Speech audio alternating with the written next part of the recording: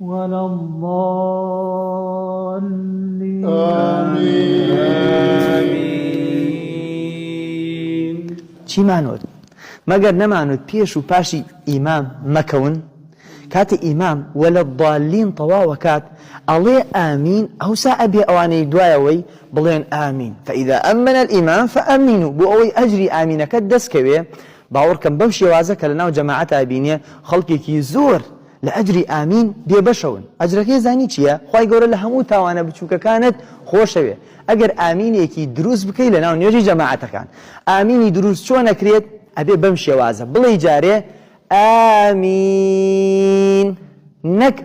ئامین ئەمە غەڵەتە ئەمە جاری یەکەمیان دووەمیان لەگەڵ ئیمامە ئامین کە پێشی مەکە و پاشی مەکەوە ئیمام وتی ئامین توش لەگەڵ یابە تەخیر مەکەوە